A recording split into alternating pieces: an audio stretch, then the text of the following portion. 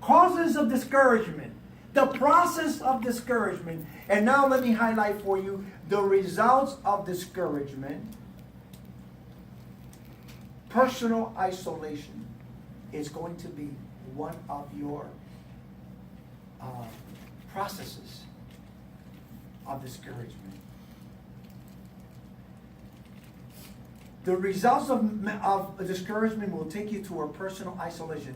Through all of this, he is alone. He's not running all by himself. 2, loss of perspective in verse 10. I am the only one left. Read that for a moment.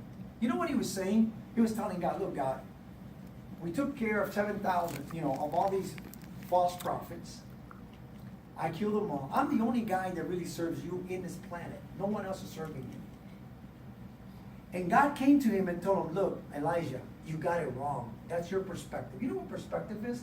Perspective is when you see things your way. And to you, they're real. But they're unrealistic because that's not the way things really are. And you need a second perspective to see that things are not the way you're thinking they are. I've been there many times. My wife reminds me, that's the way you see it, but that's not the way it really is. And then she throws some things at me and I go, oh, okay. I didn't see it that way. Maybe I should look at it that way. So God came to Elijah and said, Elijah, you're not the only one. There's 7,000 men that have not bowed their knees to Baal. They still serve me. You're not the only one. You're not the only coke in the desert, Elijah. Other people are serving me as well. So when you think you're like the only one that's been hit with all the problems, look around. There's other people that have been hit probably with the same problem or even worse. But yet they have not turned their back on God. They're still serving God. Amen. And that's the sense of the scripture. Self-pity. Have you ever said self-pity? The problem with self-pity is you look for people that are having the same problem and you all get in a little corner and you start talking about the same problem. And you start bringing each other down. Have you ever asked someone, how are you doing? And they tell you, oh yeah, let me tell you. And you tell them, okay, stop. Let me get my notebook. Let's take a list of all the things that are going wrong in your life. And within 3 minutes, they've given you 30 things that are not working in their lives. That's their perspective. That's the way they're looking at it. And all they want is self-pity. That's what Elijah was doing. Oh, me. No one cares about me. Look at all the problems in my life. And God is reminding him, you're not the only one going through that. There's other people going through it. By the way, there's other people that are serving just as good as you are, or even better at point in time. And then the last point here in this results of discouragement is that you get suicidal. Suicidal tendency in verse 4. He really didn't want to die. He just thought about it. Most people that come to me and call me at 3 o'clock in the morning and tell me, Pastor, I think I'm done. I think I'm going to just take my life. And I said, and I turned around and I said, this call better be worth it, because if you're just thinking about it, not going to do it, it's going to be serious business. And we sit there and we talk through the phone, and at the end we find out that it's just a thought. But sometimes it can be real, because life can be very challenging at times. And sometimes we think that the only way out of life is just by ending our lives. When God is saying, no, I've given you this life. I've given you an opportunity. I've given you all these blessings. I've given you a lot. Do something with it. Show yourself in me and me through you how I'm going to show you how you're going to turn things around. When people get suicidal, I'm not blaming them for feeling that way. Sometimes one feels that way. If he had wanted to die, he would have stayed where he was. And Jezebel would have taken care of it herself. But he ran. So he wasn't thinking about taking his own life. Now I'm not bringing Elijah down. I'm just teaching you that through one man in the Old Testament, God is working in his life, and God is trying to lift him up and saying, look, man, I understand you got problems, you got circumstances, you got situations, but I am the God of your life. And I am with you from the beginning to the end, and there's nothing that you cannot handle. There's nothing you're going through that I will not help you get through and get through the other way. Let me finish by sending you home with some thoughts.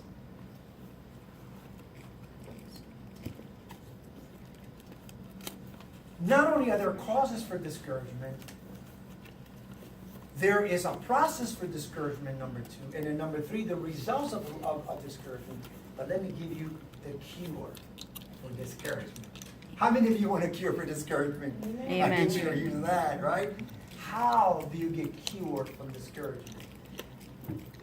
It's not a mental illness. Because if you go see a psychiatrist, they don't say, well, he's got discouragement. Why? Because that's not the way they label it. They'll label it in another form. They may say that you're schizophrenic again, or have multiple personalities, you're bipolar, or whatever they may say. But really, it's just a moment of discouragement that you may be going through. And God, it's your cure to lift you up. And when you learn how God cures discouragement, when you get discouraged again, God is there to lift you up because you apply it again into your life. So let me give you a couple of things. Number 1, what did God tell Elijah when he was discouraged? Get up! Get up! Get up!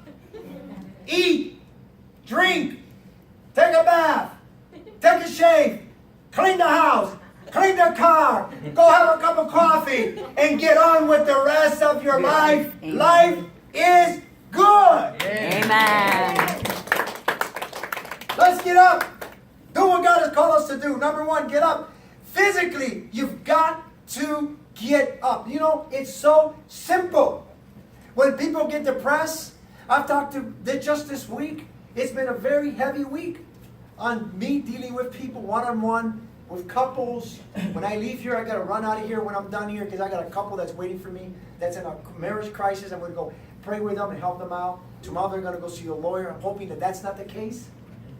But I've dealt with a lot of people that are so depressed. And here's what they tell me. When I'm depressed, I stay in bed all day.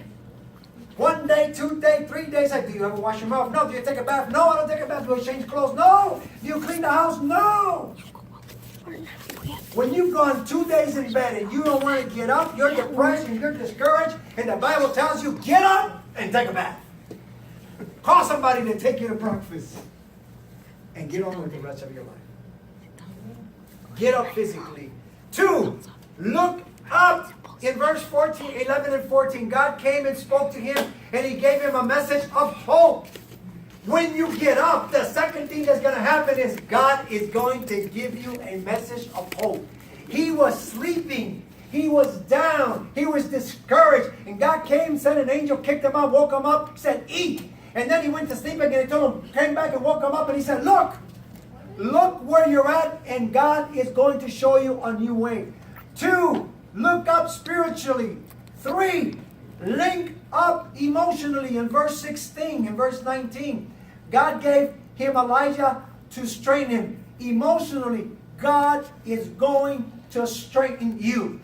He's going to say, I've been with you, and I will be with you all the way to the end. Number 4, grow up. Practically, in verse 15 and 17, God gave him a job to do. It is easier to do your way into your own feelings than it is to feel your way into doing something. Again, good. God gave him a job to do. It is easier to do your way into feeling than it is feel your way into doing something. So God came in and said, I got a job for you. You got to go and complete this job. God has something for you to do. And then finally, shape up volitionally, emotionally. Elijah still complains, even after seeing God's glory, but God laid tasks before him. The choice was his. The choice is ours. Again, get up, look up, link up emotionally with God. Gird yourself up, practically meaning God is going to give you a job, and then shape up your emotions to do that. God will give you a way out of your discouragement and out of your situation. Despair is not handled by giving in. You cannot give in. Most people who give in never see the results of their lives. We are the children of God. We are called by His name. We have been washed in the blood of the Lamb. We have been entrusted with the Holy Spirit that lives within us. We can now rely on His Word, and we can live up out of any situation. Don't let any despair bring you down. Amen. But turn to God and say, God, lift me up. It is handled best by giving out something of yourself to others. Think about what Elijah had to do. He had to go do something for someone else. When you're depressed or discouraged, find out who around you is in need of something. Get up, take a bath, eat, clean the house, get the car ready, go get something and give it to someone who's in need. When you give something to someone else who's in need, God lifts up your life and gives purpose and a plan for your life. It is the cure for discouragement. You'll be surprised that if you find out who is going through difficulties in your circle, you'll find a lot of people that are down. Go give them something. It doesn't take a lot. Go visit with somebody and say, here's a $10 Starbucks. Or go get them some flowers. Or buy them a cake or something. I don't know. Give them something. Go clean their house. And you're saying,